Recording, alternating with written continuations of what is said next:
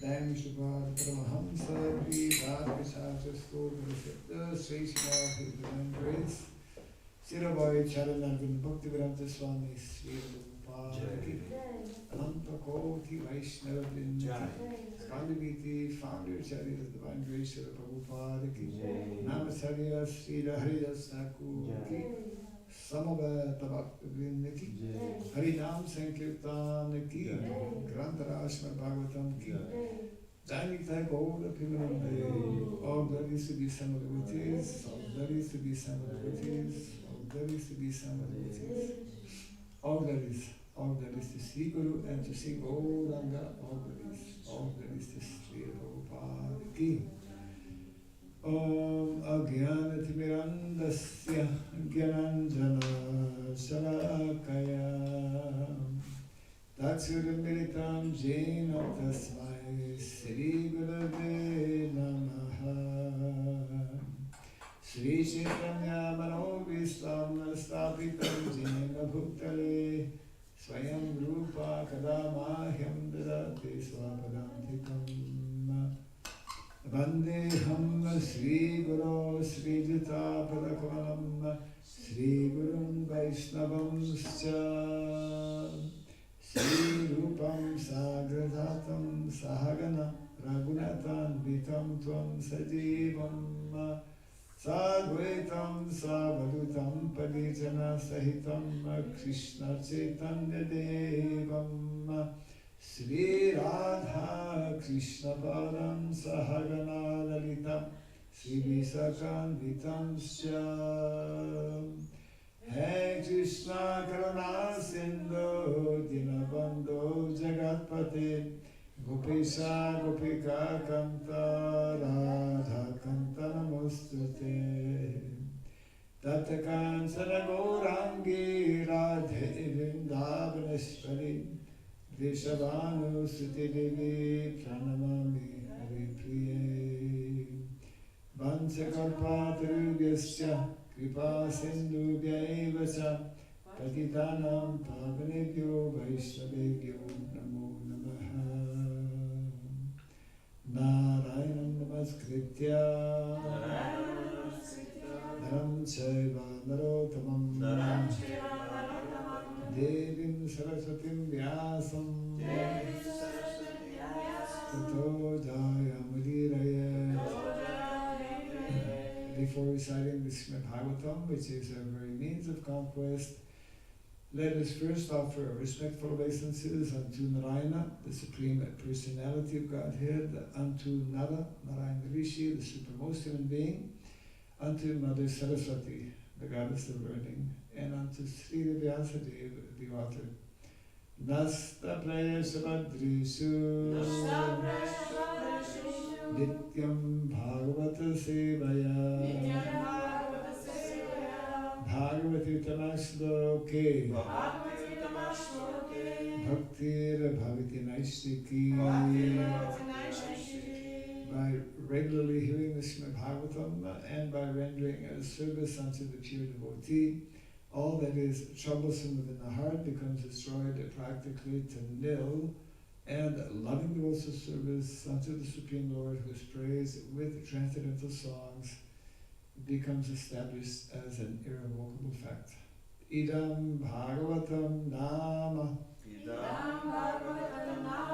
Puranam Brahmasamhitam Utamashloka Charitam Chakara Bhagavan Rishi Vishreya Lokasya Dhanyam Swasyayanam Mahat. This Srimad Bhagavatam, known as the Grantaraj, the king of all Vedic literatures, is the literary incarnation of God. It is compiled by the incarnation of God, the Sri Vyasadeva.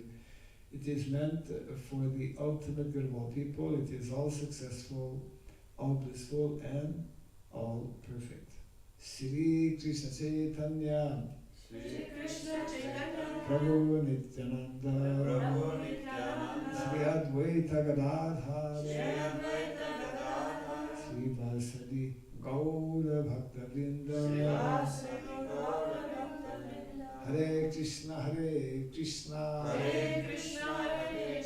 Krishna Krishna, Hare Hare, Hare Rama, Hare Rama, Rama Rama, Hare Hare. Om Namo Bhagavate Vasudevaya. Om Namo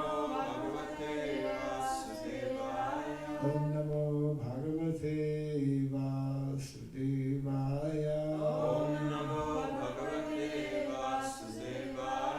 Om Namo Bhagavate Vasudevaya.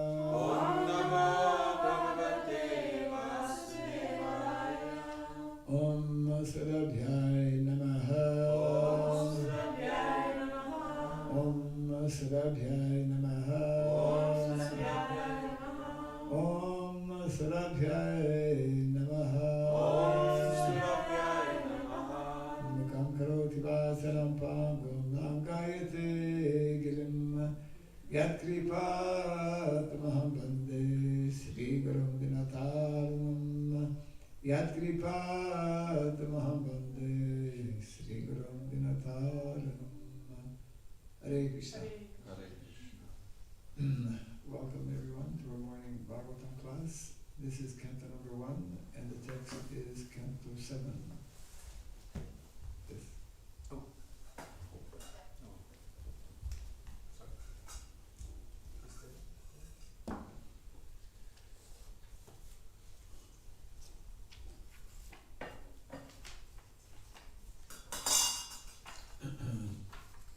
Seven, 11, 7. Thank you. So we can follow the board. Dharma, Mulam, Mulam, Hi, Bhagavan, Sarva, Vedamayo, Harihi, Smritam, Cha, Tad, Vidam, Rajam, Yena, Chatma, Prasidati, Dharmamulam Hi Bhagavan, Sarva Vidamayo Harihi, Smritam Cha Tabidam Rajan, Yena Chatma Prasidati, Dharmamulam Hi Bhagavan, Sarva Vidamayo Harihi, Smritam Cha Tabidam Rajan, Yena Chatma Prasidati, Dharmamulam Hi Bhagavan, Sarva Vidamayo Harihi, Smritam Cha Tadvidam Rajan, Yena Chatma Prasidati, Dharma Mulam Hi Bhagavan, Sarva Vedamayo Harihi, Smritam Cha Tadvidam Rajan, Yena Jatma Prasidati.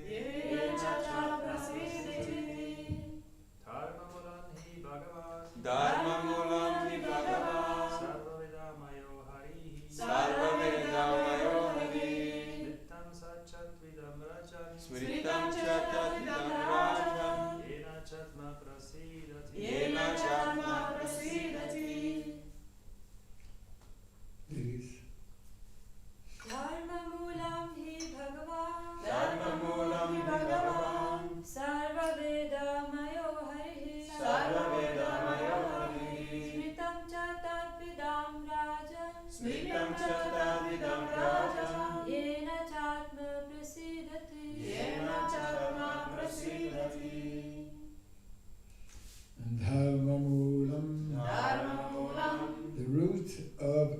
religious principles. The root of religious principles. He indeed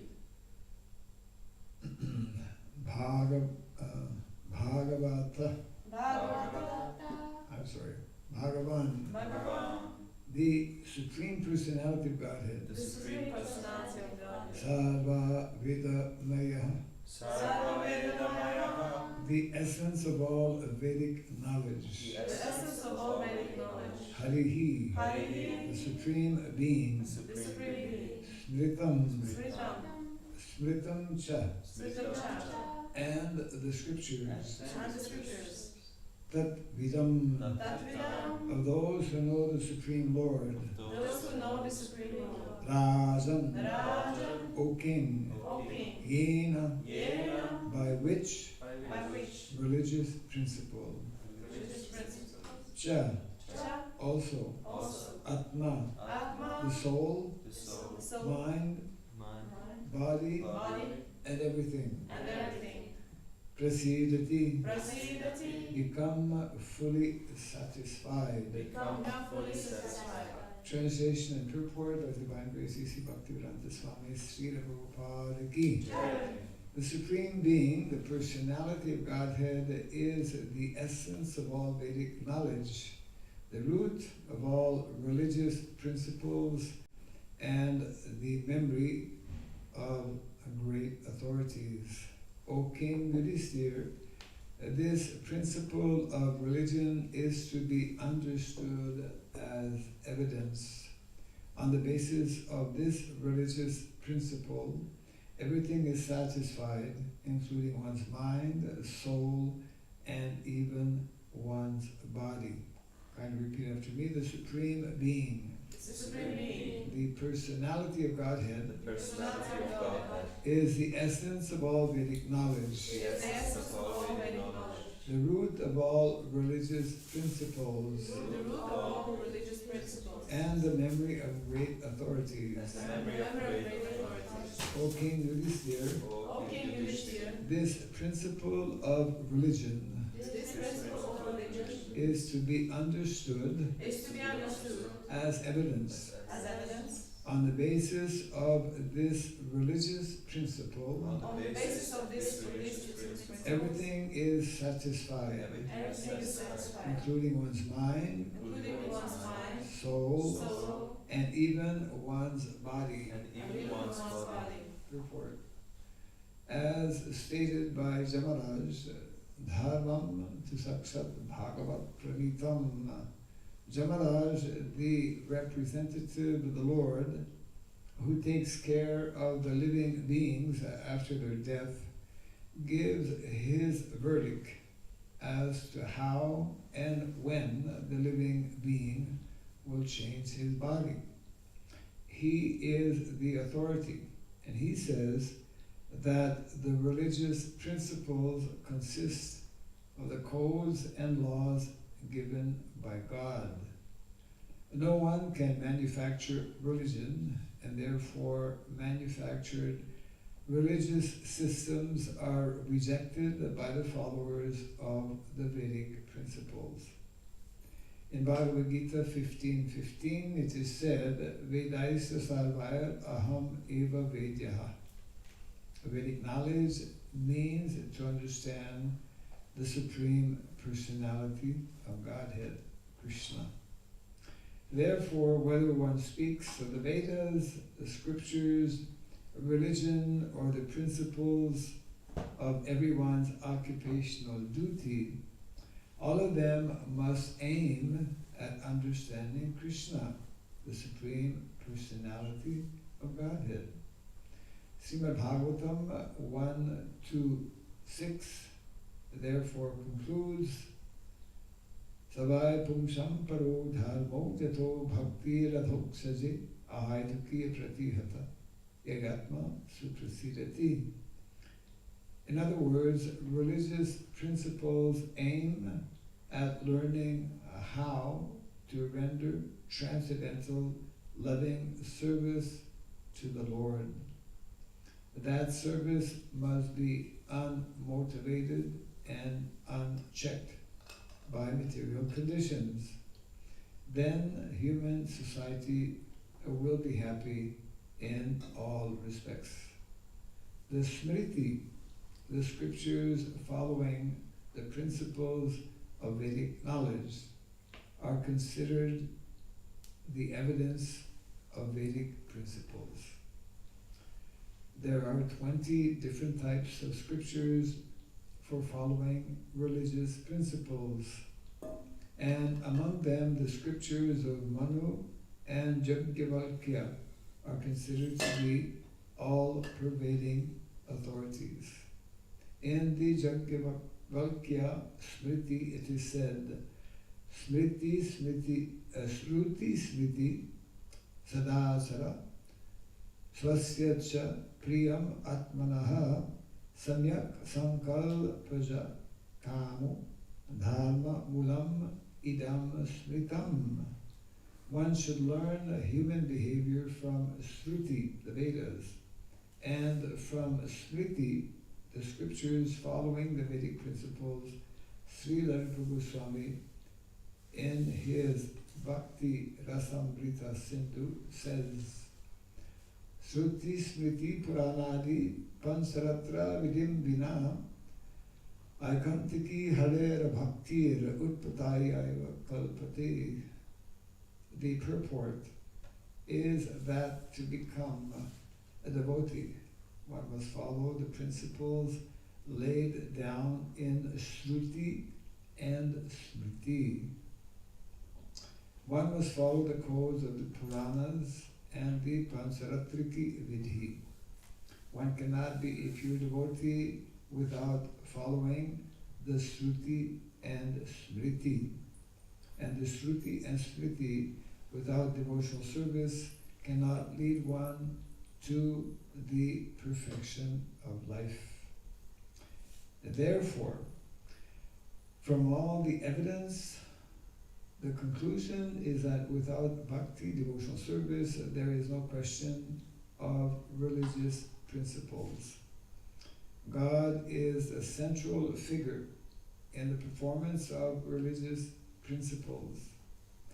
Almost everything going on in this world as religion is devoid of any idea of devotional service and is therefore condemned by the verdict of Srimad Bhagavatam.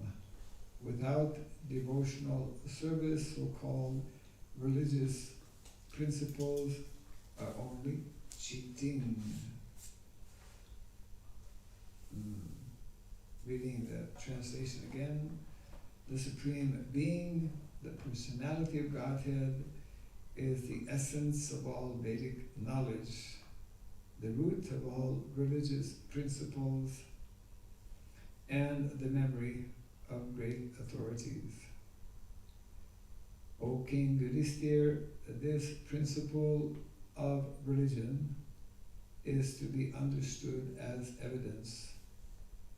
On the basis of this religious principle, everything is satisfied, including one's mind, soul, and even one's body.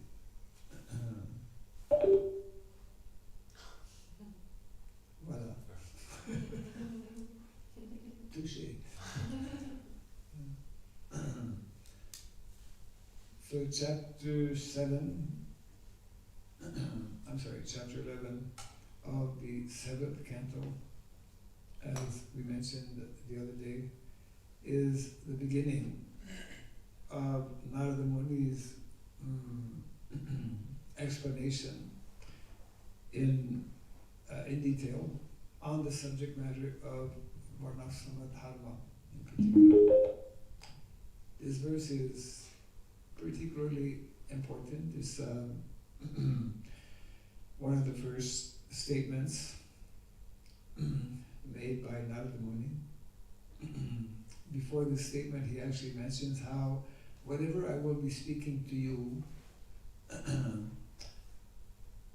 I have heard from Narayan. So I'm not making up anything. It is knowledge that I have received from the Supreme Lord Himself.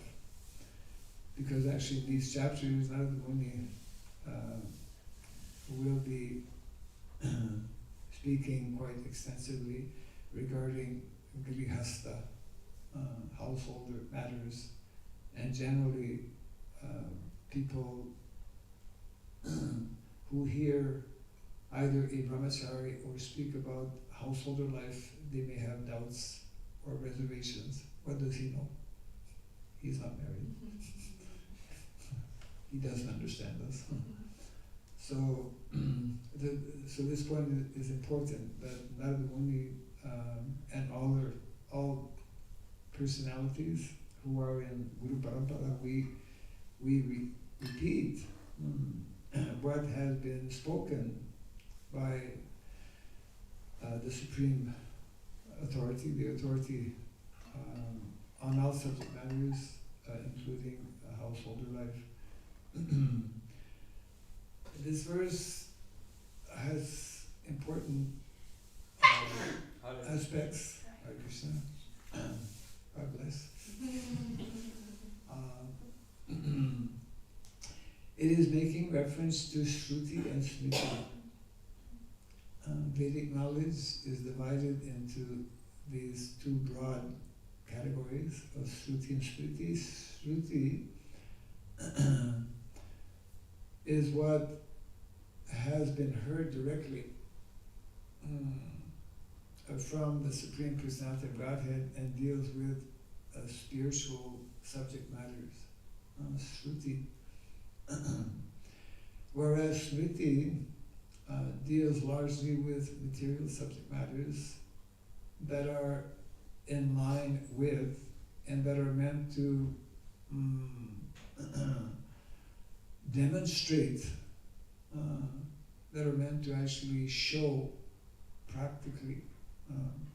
It's a little bit like Jnanam and Vijnanam in the sense that there is the supreme knowledge, transcendental knowledge, and what is meant to be the application, practical application of that transcendental knowledge. Which means that actually all of our activities, all of our so-called material activities in the material world are meant to be directly connected with Krishna. They're meant to be directly an expression, ultimately, of bhakti as well. It means that all of our activities in the material world, when performed in keeping with what is meant to be the primary goal and purpose of life, to please and satisfy the Supreme Personality of Godhead, those activities therefore become, those so-called material activities, therefore become, as Prabhupada would say, Krishnized, spiritualized, isn't it? And in that consciousness, therefore nothing is actually material. That is the actual meaning of prescribed duties. Prescribed duties, it helps us to understand prescribed duties when we put the word Vedic in front. Vedic prescribed duties. Majority of people in modern day society, especially, are not actually performing their duties as they are prescribed in the Shastra.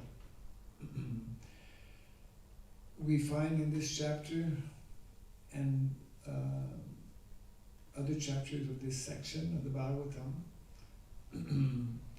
a very clear outline of what is meant to be the prescribed duties for all of mankind, and specifically in terms of householders. What is meant to be the prescribed duties of householders? Anyone? For the majority of householders, regardless of whether they are Brahmana, Kshatriya, Vaisya, or Shudra. Give charity. Give charity. I'm sorry? Give charity. Give charity. Okay. that's one of the important activities, yes.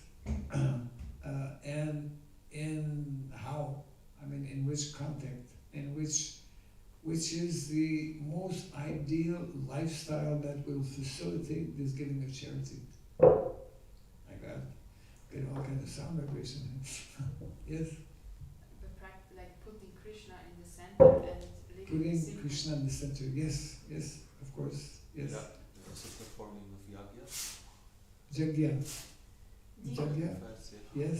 Actually, Jagya is directly connected also with prescribed duties.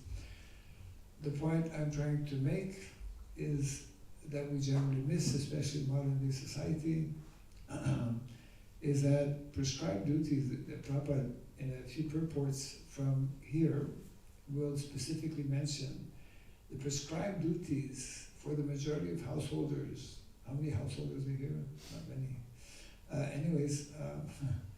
The prescribed duties for the majority of householders is meant to be connected with agriculture.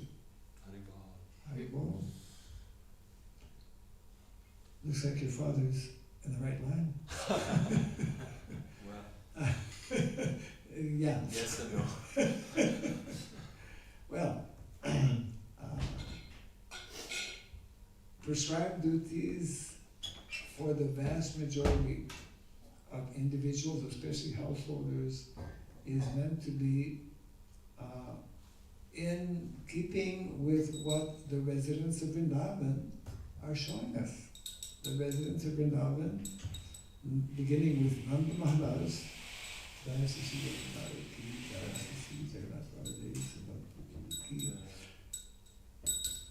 all the residents of Vrindavan, following in the footsteps of Nanda Maharaj and Mother Yashoda, what is their main activity? It's directly connected with cows and land. This is meant to be the norm in society. This has to sink. This has to really deeply go into our consciousness and become firmly situated in our subconsciousness so that we never forget it. This is a hard lesson for modern day people and modern day devotees because we have been conditioned to a completely different lifestyle, modern day lifestyle, which is primarily city-based or urban in nature. This is a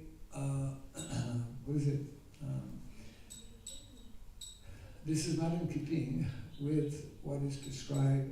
Of course, whatever activity we do, we can offer to Krishna, but there is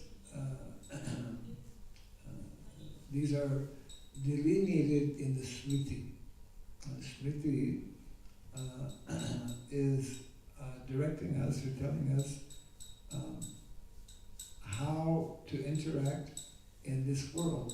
Those who are living in this world, what is the best way to live to ultimately reach our final destination, to reach what is meant to be the primary goal and purpose of life, which is, of course, to become self-realized. So that is why the Vedic sciences we mentioned about, we'll be talking more in detail about this during the seminar, both later on today and tomorrow morning. That is why Vedic culture is based on these four sciences, as we mentioned briefly. The four sciences that are meant to make up the curriculum in Varnashrama College, and the fourth of those is directly connected with the point I'm trying to make here, the science of economics, because ultimately, especially for householders, economy is very important, most important, economy. And the prescribed, recommended system in the Vedic culture that will best, more easily, more quickly, and more sustainably meet our material necessities of life is in connection with land and cows. Krishi Gorakchavanijam Vaisha Karma Swabhavajam. That is, for us as devotees, that is our formula. That is the economic formula. That is meant not only for devotees, but actually for the general population. The more we need to really meditate on this. That's one of the important instructions being given here by Narada Muni. Smritam Chatta Vidam Rajam. Smriti not only refers to this section of the Vedas, Shruti and Smriti, but Smriti means to remember also, isn't it? Srimvatam, what is it? Saranam Kirtanam. Smaranam. Smaranam means to remember. So Smriti. Smriti means those who are the devotees of the Lord, they are meant to endeavor on a regular basis, means on a daily basis, not only during the Bhagavatam class, but actually throughout the whole day. We are meant to try and remember, always means always keep in mind or in focus what we are doing. Is what we are doing in line with what is there in the Shastra? Are the activities and the occupations we have, whatever it is we may be doing, is that in line with what is called prescribed duties? It means, from another angle, that we have two levels of prescribed duties. We have our spiritual prescribed duties in terms of the spirit soul, performing activities of pure devotional service, and we also have material prescribed duties, especially those who are householders.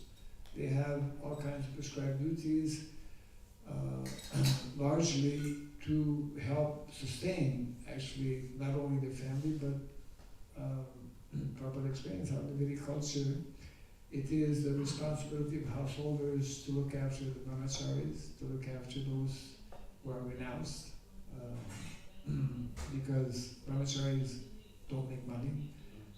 Those who run across the life also don't make money. Sannyasis don't make money and don't have a salary.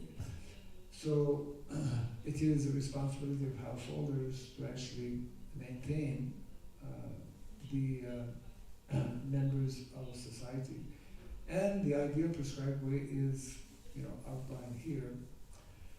So Prabhupada quotes verses that are supporting this as well, that both Shruti and Smriti go hand in hand. It's similar to what we were discussing a few days back about what is called spiritual swadharma and material swadharma. We need to address, we need to understand how to best. So spiritual swadharma, this is clearly mentioned here, must lead us to knowing Krishna, to serving Krishna. Otherwise it is incomplete. It is whatever process we adopt, which is not having Krishna as the ultimate goal and destination, will keep us within this material world, because there is still some, it is simply not complete. There is still some either gross or subtle attachment that is there. That's why we have this verse, Bhakti, Mukti, Siddhi, Kami, Sakali, Ashanta. One cannot fully become happy or satisfied until and unless one comes to know about Krishna. Krishna is Bhagavan Swayam. Because Krishna is a reservoir of all happiness. Krishna is the reservoir of all rasa. Therefore, in terms of spiritual prescribed duties, ultimately this needs to bring us on the spiritual platform actually above spirituality, in the sense that, as Srila Rupa Goswami explains in the Nectar Devotion, there is material happiness. Higher than material happiness, there is spiritual happiness. And higher than spiritual happiness, there is... What is higher than spiritual happiness? Devotional happiness. Yeah?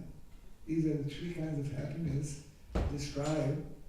And therefore, in other words, it's not sufficient to simply be spiritual.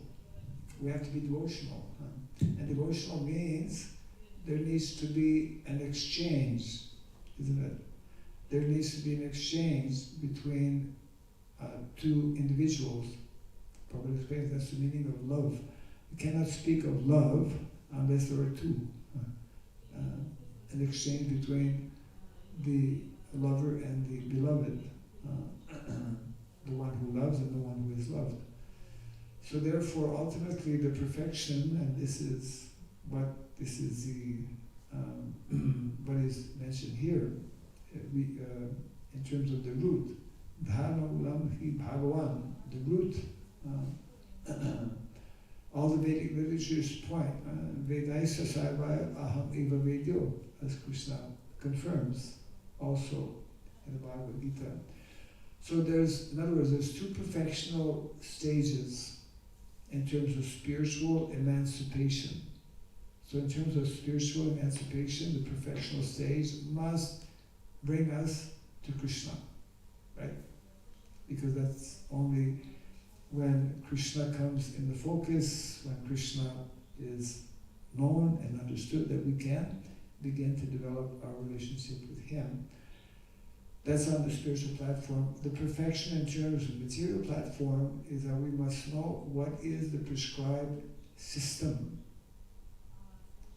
what is the prescribed lifestyle that will more easily facilitate the development of that spiritual perfection. They go hand in hand. And that is our challenge.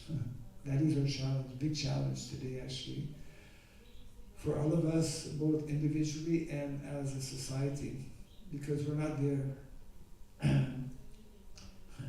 We're not there specifically or in particular in terms of demonstrating what is the essence of spiritual realization. It means Krishna. What does that look like? What is that meant to look like in the material world? And it's meant to look like Vrindavan. It's meant to look like the activities of the residents of Vrindavan, who are perfectly situated transcendentally, isn't it? They're all in their particular eternal relationship with Krishna in Vrindavan. Residents of Vrindavan, they're all perfectly situated in one of the five rasas, one of the five primary rasas. And they're also perfectly situated in terms of their prescribed duties materially, by being completely synchronized with Mother Nature, with the material energy, and the ideal activities that will evoke more naturally, more easily, more quickly this transcendental, spiritual, devotional level, facilitating one's relationship actually with the Supreme Lord.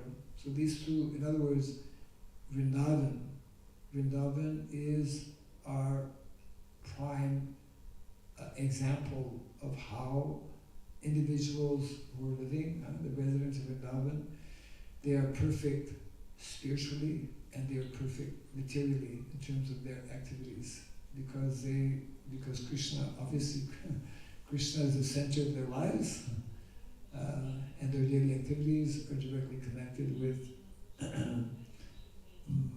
what is described as the most noble profession, the most noble activity, that of caring for cows, along with agriculture. Actually, agriculture is described as the most noble activity, but we know, most of the people don't know, we know as followers of the Vedic teachings that agriculture cannot be properly performed without cows. And that's a whole science which is practically forgotten in modern day society.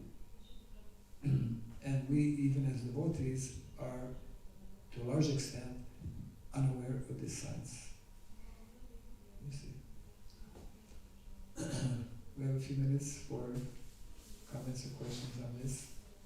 It's a wonderful text, wonderful purport as well, and the microphone, the traveling microphone is now beginning to travel. He has his hand up, but you have the mic. Hare Krishna. Thank you for your lecture. When you say modern, proper agriculture cannot be done without cows, Yes. I understand that. We need the manure and the urine for the bacteria to be properly nourished, and then for the vegetables to contain the necessary vitamins and minerals that our bodies need. Therefore, I understand this proper agriculture without cows is not possible. Is there any other aspects than this? Is there more aspects to without cows proper agriculture cannot be performed? Well, it's not only cow urine. Oh, It's, yeah. I mean, it's cow urine and cow dung, and it's a very involved subject matter, which includes, for example, grazing. Nowadays, people who have cows, even they are living in villages and they may have cows, what do? They tie their cow, or they keep the cow in the goshala. Cows are meant to be a major portion of the time out in the field. They're not meant to be eating like in a goshala. They're meant to be eating in a natural way. There's a whole science which, again, is forgotten. So the walking of cows on the land, not only because of the presence of cow dung and cow urine, but the very walking on the land is also loosening the cover of, the topsoil, and when we speak of agriculture, there's so many aspects, again, that are practically forgotten. Transportation, carrying goods is generally done by bullocks or by bulls. The grinding of, making of what is called, in India it's called oil ghani, where you make your oil by having the bullocks walk around. There are different ways, there are many aspects. For example, once you grow your grains, in India, let's say your rice, your paddy, then to husk the paddy, you can do it either by hand or there's another system, you just lay it down and the animals walk on it. But so there's many different aspects of why cows and bulls are, we were discussing the other day, we chose this verse 10, 11, 37. I think maybe not here yet, but in the 11th chapter of the 10th canto of the Bhagavatam, that is describing the daily activities of Krishna. And it mentions how when Krishna and Balaram reach a certain age, means when they're still quite young, they are given the responsibility to look after the small calves. And Prabhupada explains in that purport in a very wonderful way how this daily activity of going out with the calves, this is Vedic education. So in other words, this lifestyle connected with the land, connected with the cows, is directly connected with Vedic education for those who are not Brahmanas. Brahmana education is academic education in a Gurukul, but that is only for less than 1% of the population, isn't it? Majority of boys, they don't go to Gurukul. Majority of boys, their school, their education is, well, many of them is out there in the field, meant to be out in the field with the cows, or taking up different types of apprenticeship, different types of skills. We call it in India like a small-scale cottage industry. Learning how to make cloth, weaving, learning how to build, blacksmith, so many things that are needed in a society, in a community, when we understand the principle of simple living and high thinking, when we understand the principle of utilizing the various gifts of nature that are there, building. Nowadays, it's like has become popular since a number of decades. Cob building. Cob building using simple materials, especially mud, making your home with, as it was done more traditionally. Of course, maybe in some countries like Switzerland, it may be more difficult, but in most countries where the weather allows, it's recommended that we build things, Prabhupada instructs as well, using local materials. So we have, because of our having been disconnected with this more natural, traditional, recommended lifestyle, we have lost to a large extent. It's still there in some places, but it's to a large extent practically extinct. So it's a very, it's one of the 4 Vedic sciences, as I mentioned. Varta. Varta means the science of economics, and the science of economics is based on these 3 things: Krishi, Goraksha, and Vanijam. Vanijam means, it can be sometimes translated as business, but it means exchanging whatever excess you may have in terms of milk or milk products and agriculture. Because in the Vedic culture, the mentality, the understanding is that we don't sell food products, we don't sell land, we don't sell cows, we don't sell knowledge as we do in modern day society, because we're disconnected with the basic principles of Dharma. That's partial. Anyways, yeah. Yeah, I remember the brother of my grandmother working for some relatives and then getting paid with half a cheese for having worked. Cheese, yes. With half a cheese for having worked all day, and that's exchanging. Yes. In that sense.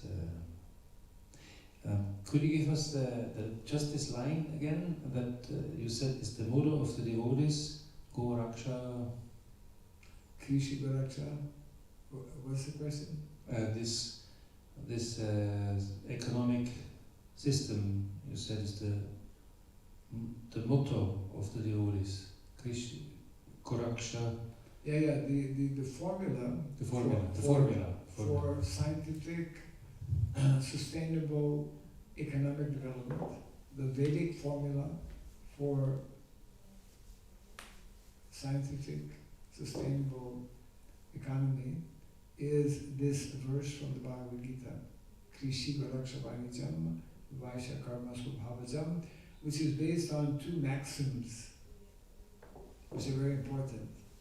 Again, unknown and not followed in modern day society, even by our own devotees. Produce only what you need. Produce only what you need and use only what you produce. If we think about these two, then we are very far away from what is meant to be actually the ideal. The Vedic culture is you basically, in the basic philosophical understanding is there, you learn to be satisfied with what comes in a more natural way. We don't over-endeavor. Most people over-endeavor. And we learn to produce our basic necessities of life. It's a fundamental principle in the Vedic culture. That's only possible when we live connected with the land. Otherwise, we have replaced all of that now with factory and industry, etc., like that, which is totally destructive on all levels, ultimately. The microphone is coming back to you. Okay. Yes. Hare Krishna Maharaj, Yes. thank you so much for the lecture. I think I heard sometimes that Prabhupada said, we don't have to work so hard, just 2 or 3 hours are enough for the things that we need. And often we hear that if we're discussing about, we have to live in village life and produce our own food stuff, it's like, we have to work so hard there and to be on the field and with the cows all day long is not my dharma, so I don't And go we won't into have time to chant around. Yeah, exactly, and sadhana and so on.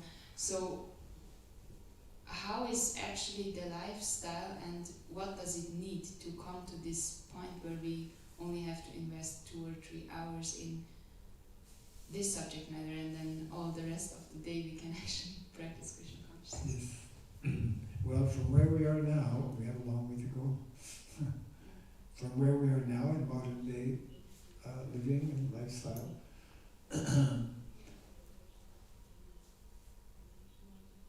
it means that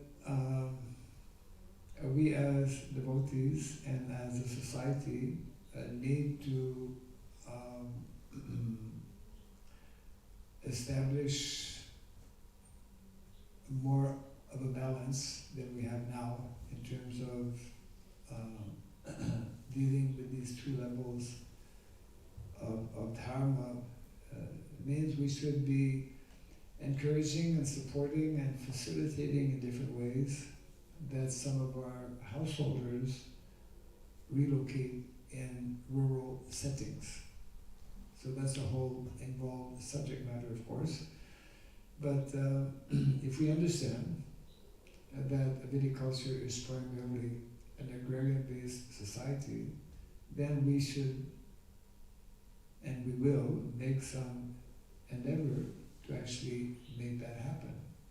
So it will vary, of course, from one place to another because we're all in different situations. But it means that, as Prabhupada indicated, and as he demonstrated as well by establishing farm communities in the West, beginning with Vrindavan and then Gitanagari and others, it means we will begin to understand how this is meant to be, wherever we have, it's one of the instructions Prabhupada gave, wherever we have a city temple, we should have, within a 50-kilometer radius, we should have a community where we have cows, where we have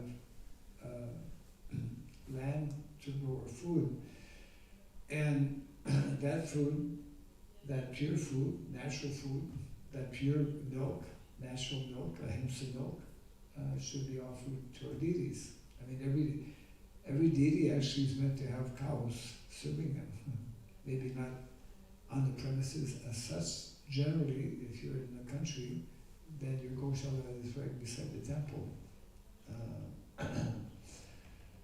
But at least that service, that's meant to be, because every day we offer foodstuff to the Lord, and we honor that as prasadam.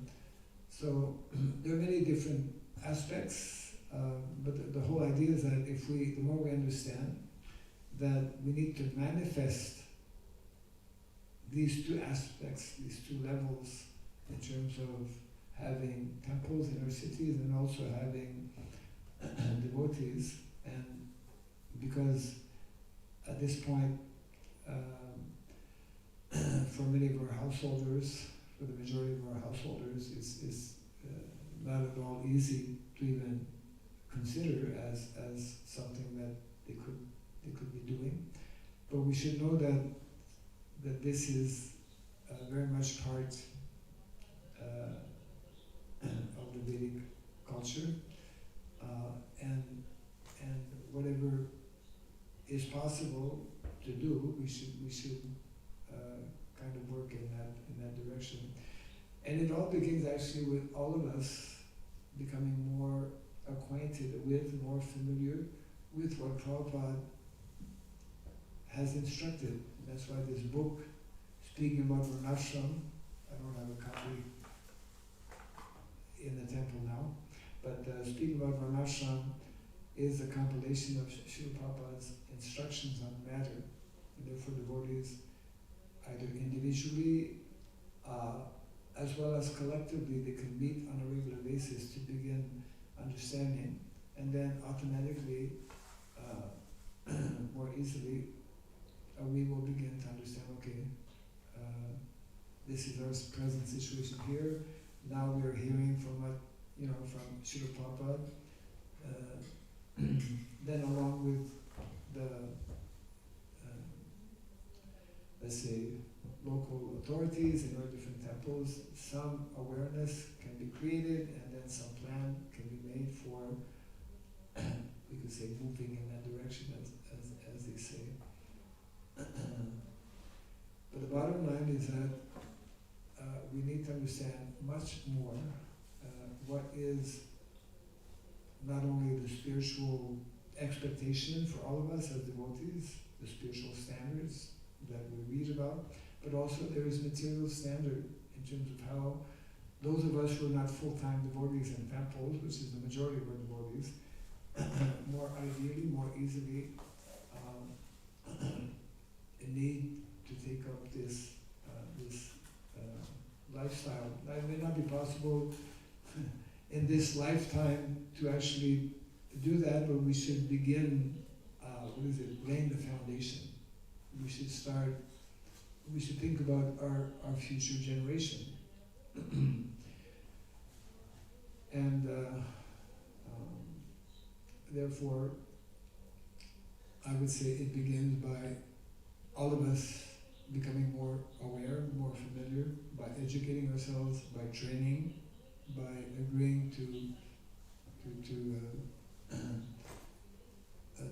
develop maybe certain skills, and that can be started even now. Just like here, you have a little bit of land in the back here, yeah, in the front also. I mean, you're growing sunflowers. You can grow more flowers. You can grow more some vegetables, something.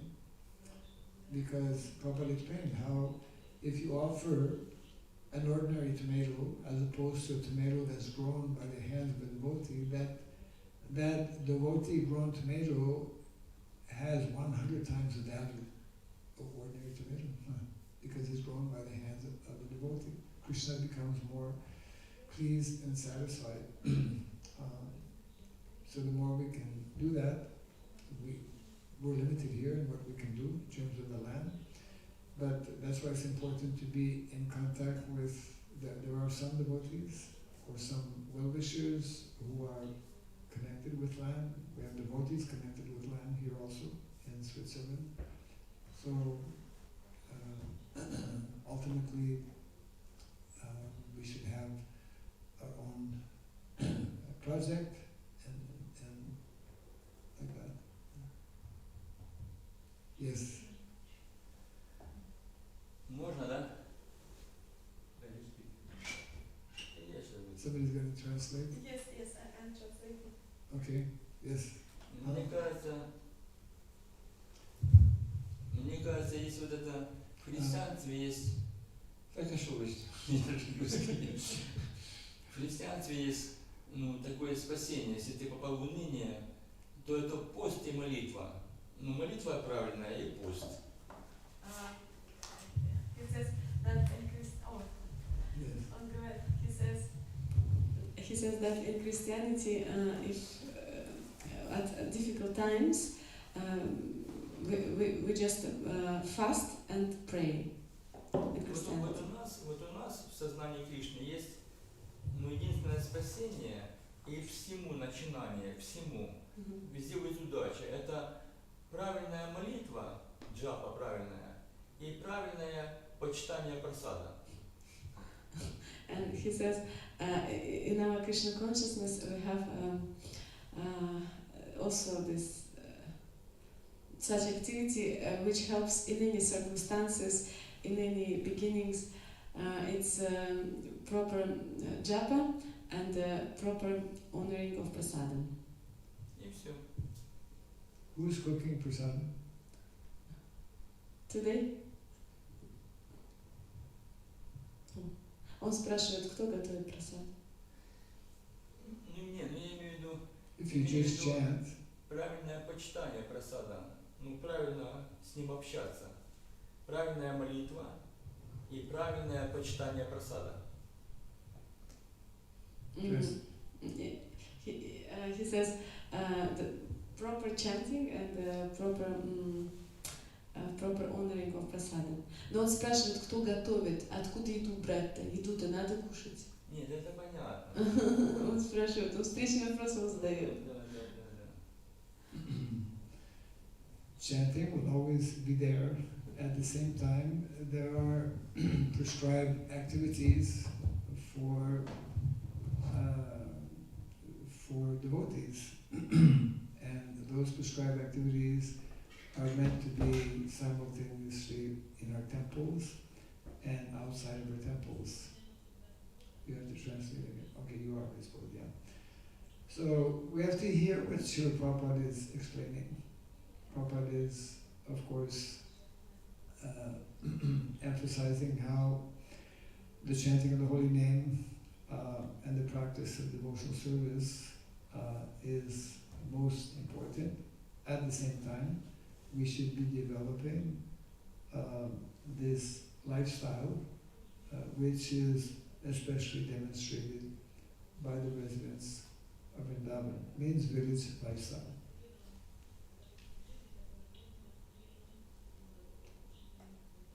Question here? Microphone? Where?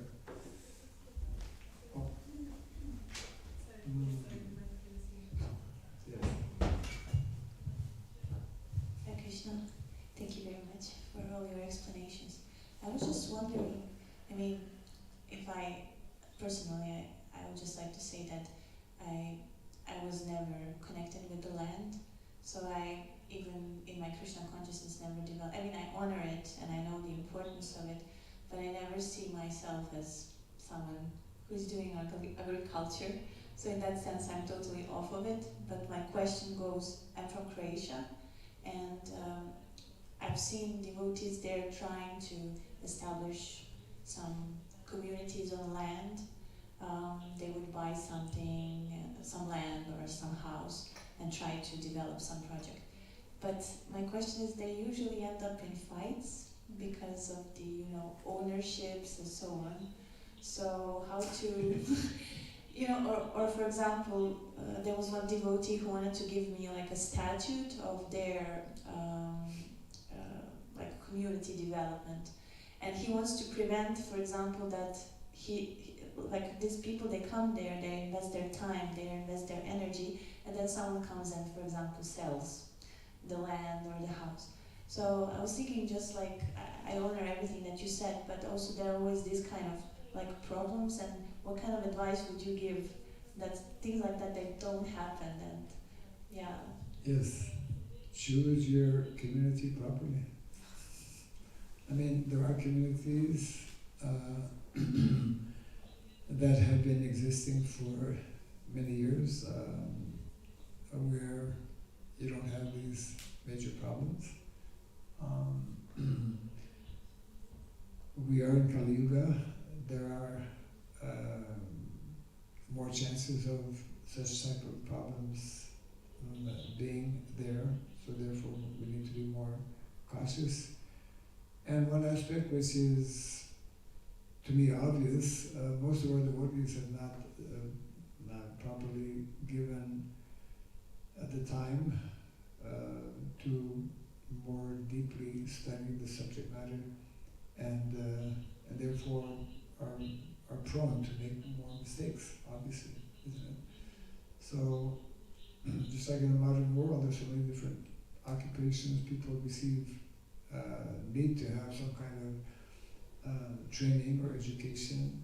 So in a similar way, for us to develop such type of communities, then we need to be properly educated, properly trained, and it's unfortunately an area that still, to a large extent, has not been given the kind of time and attention that it deserves, and therefore we have seen, you pointed out some examples, people invest in some community and then totally unexpectedly that land is sold and people lose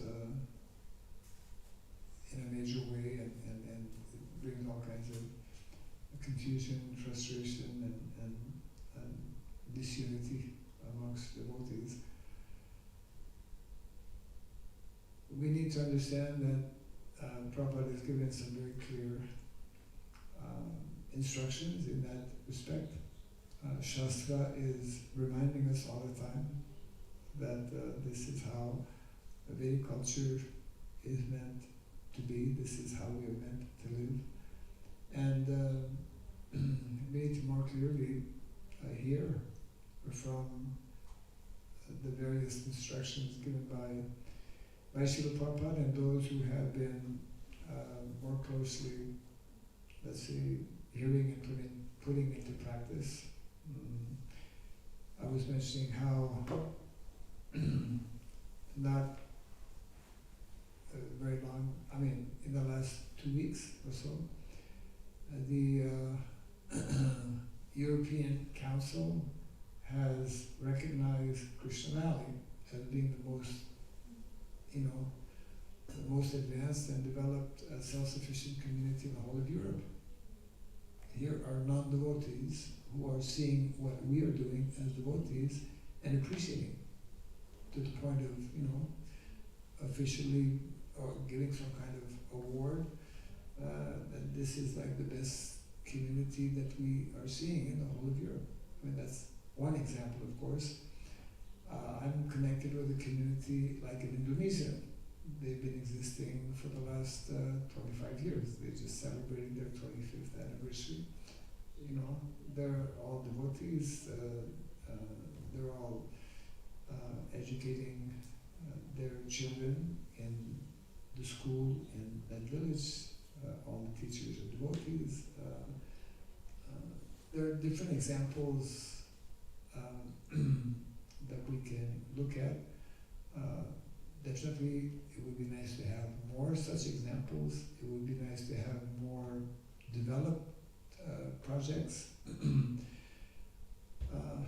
It's in many ways a work in progress, but we've not given the kind of time and attention that it deserves to actually make it happen on a larger scale.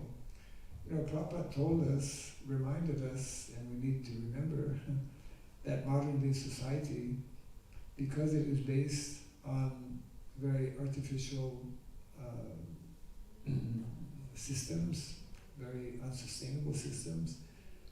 Prabhupada used the word modern civilization is a doomed civilization. It's not going to last. So are we going to be still depending on this modern civilization when it collapses? We have to understand and hear these important instructions given by Sri Prabhupada. And that is one of different reasons, one of many reasons why Prabhupada wanted us to not be so dependent on the system that at any time can present major problems. I mean, just a few months back in India, in Bangalore, which is one of the larger, cities, one of the 10, I believe, largest cities in India. They had a major problem with water. For many months, water was not available. People living on the 15th floor,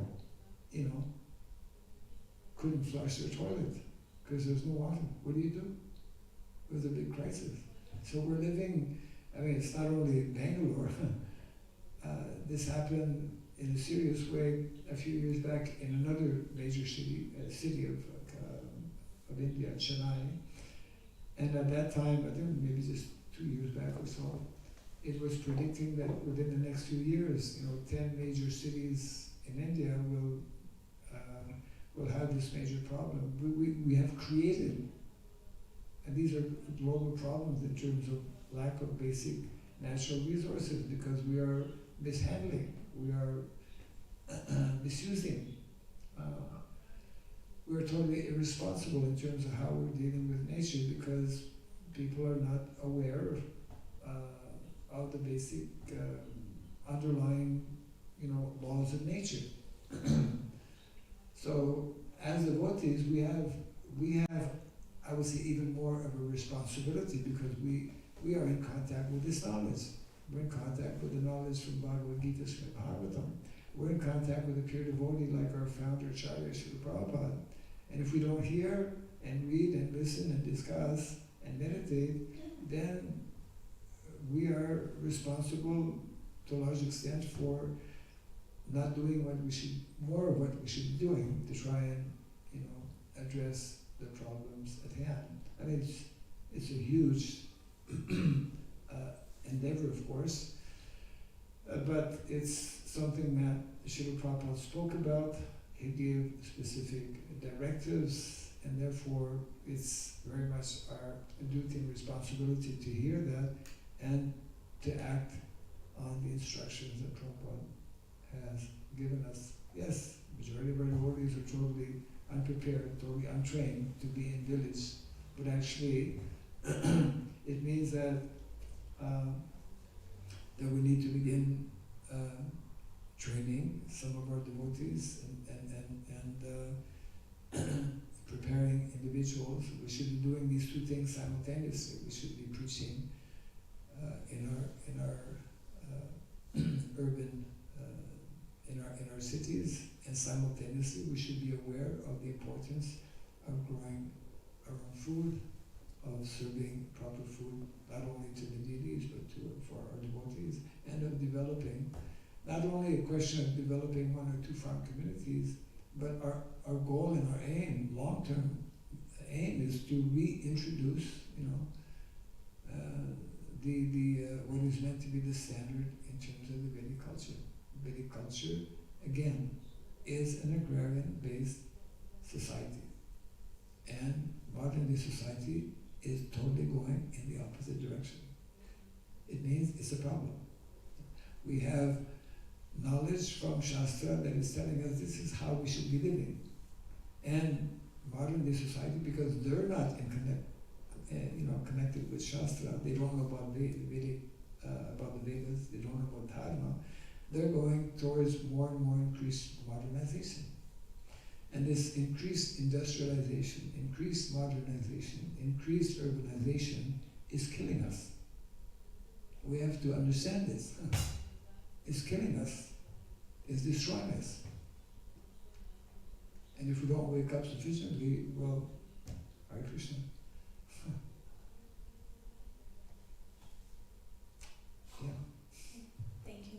there's one guy I just wanted to share. He's not a devotee, and he was he was into sports or something like that. And then one day he decided that he's not satisfied with this civilization, and he left everything. He burned his personal documents and cars and so on, and he went to the forest. And he said that he's been living there for 15 or 20 years, I forgot now. Yeah. And now he's on TV because, you know, he's a miracle who survived in forest so long. Yeah. He built his house with the Yeah. everything you say. Right.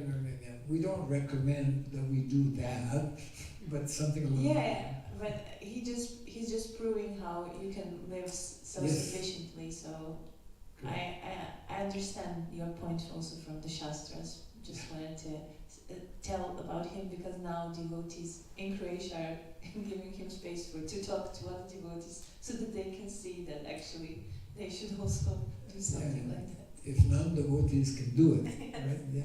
If non-devotees can do it, then devotees have more of a chance. It's past 9 o'clock right now, and it's time to close our Bhagavatam class. I just want to thank you, Maharaj. I mean, we are here in Switzerland, one of the most advanced societies in this doomed society. Yes. This economic system which will kill us, as you said. And they come up with the concoction of climate change. And then you have the solution of these wind turbines and solar power plants, and which are actually destroying then again so much forest and so much animal life. It's again an industrial solution to this problem. And thought is never going to, what does Shastra say? How should we live according to Shastra? 30 And actually, seconds. this would be your, 30 this would be seconds. that statement, yes. Yeah. That is a new statement for the environmental discussion in Switzerland. What does Shastra say? We should follow Shastra, then this ecological crisis will be overcome. Jai Kantarashna Bhagavatam Ki. Hare Krishna. Thank you. There's some handbills for those who may not have yet received that are available here. You can just make it, you can just put it there on the chair for those who want. Yeah. Hare Krishna.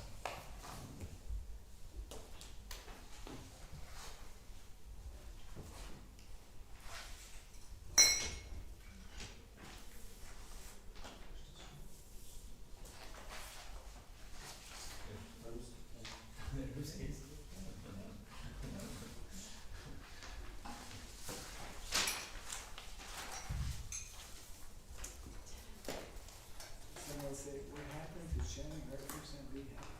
Chanting Hare Krishna.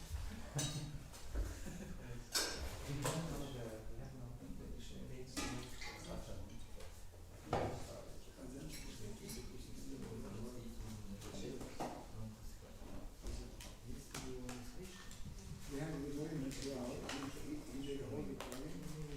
Bhajan following August. Oh,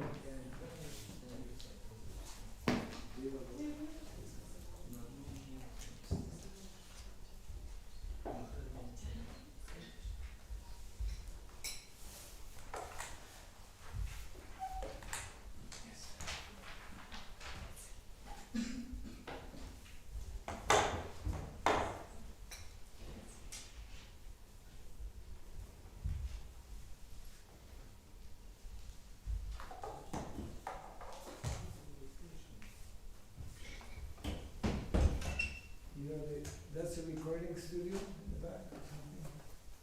No, just translation. This translation. Recording is there. Mayapur TV, Right. YouTube. But there should be some way that after the class, Bhajan just comes. Yes. Some Okay, list. I'll give it. Sure, I mean. Yeah, that should be like priority.